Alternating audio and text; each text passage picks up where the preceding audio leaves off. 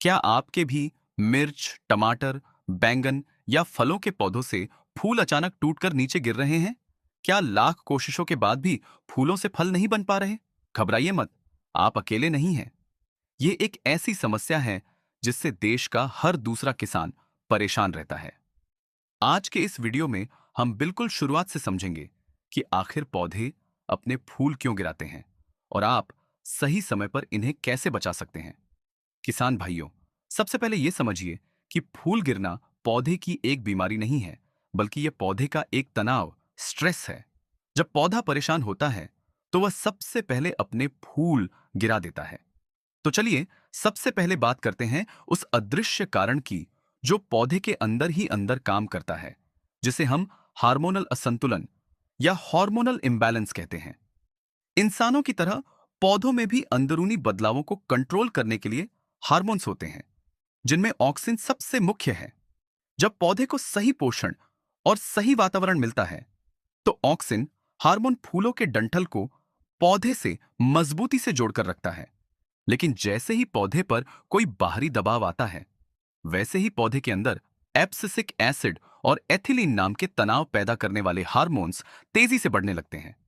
ये हार्मोन्स फूलों के जोड़ पर एक एब्सिशन लेयर, यानी एक कमजोर परत बना देते हैं, जो फूल को पौधे से पूरी तरह काट देती है।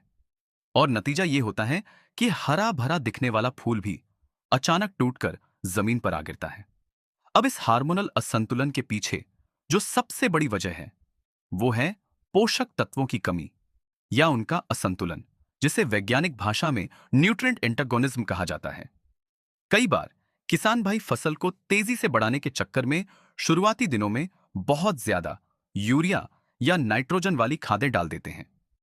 इसका नुकसान यह होता है कि पौधे की सिर्फ वानस्पतिक वृद्धि, वेजिटेटिव ग्रोथ, यानी केवल पत्तियां और टहनियां बढ़ती हैं। और जब फूल आने का समय आता है, तो पौधे के पास फास्फोरस, पोटाश और बोरोन जैसे जरूरी तत्वों की भारी कमी हो जाती है। विशेष रूप से बोरोन की कमी के कारण फूलों के अंदर परागकण पॉलन ग्रेन्स विकसित ही नहीं हो पाते, जिससे फूल बिना फल बने ही सूखकर गिर जाता है। इसी कमी को और गंभीर बना देता है पानी का गलत प्रबंधन, क्योंकि अगर खेत में पानी जमा हो जाए, तो जड़ें सांस नहीं ले पाती और मिट्टी में मौजूद न्यूट्रिएंट्स को सोखना पूरी तरह बंद कर देती हैं। इन सब के अलावा एक और दुश्मन है जो छुपकर फूलों पर वार करता है। वो है बारीक कीड़े और फंगस। जब पौधों पर फूल आते हैं, तो वो बहुत कोमल और मीठे होते हैं।